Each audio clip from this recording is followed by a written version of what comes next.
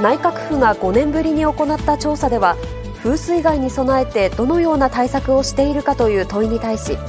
台風や大雨情報を意識的に収集するようにしていると回答した人が、全体の 77.2% に達しました。2009年の 39.9% から大幅に上昇しています。内閣府は、豪雨災害など年々激甚化する中で、国民の防災意識が高まっていると分析しています。